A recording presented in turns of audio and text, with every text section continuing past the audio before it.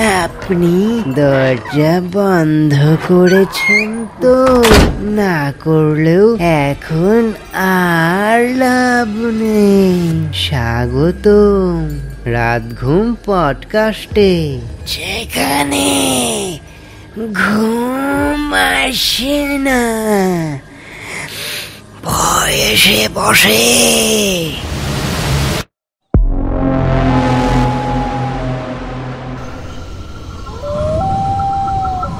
মা বলতো রাত 12টার পর উত্তর দিকের ঘরে না যেতে। সেই ঘরে নাকি ঠাকুরদার পায়ের ছাপ এখনো পড়ে। হুস, আমি শহরের ছেলে, এইসব গল্পে টল্পে ভয় পাই না। তাই এবার ছুটিতে ঠিক করলাম ঘুমোই এক রাত ওই ঘরেই।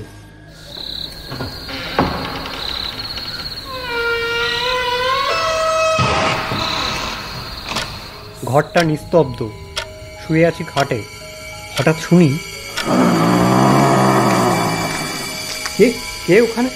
জানালায় তাকাই, কেউ নেই, কিন্তু মেঝেতে জল ভেজা পায়ের ছাপ। একটা, দুটো, তারপর তারপর খাটের দিকে এগোচ্ছে।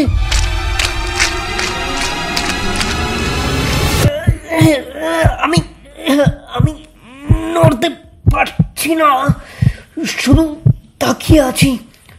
খাটের নিচ থেকে ফিস ফিস শব্দ।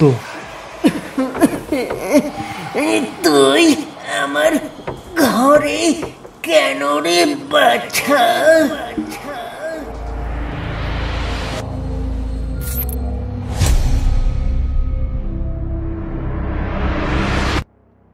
চিৎকার করতে চাইছিলাম, কিন্তু কিন্তু পারছিলাম না।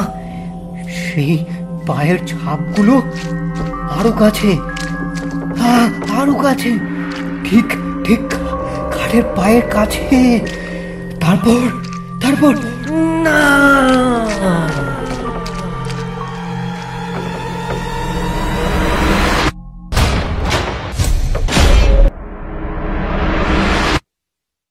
বেরিয়ে যা, বেরিয়ে যা, বেরিয়ে যা।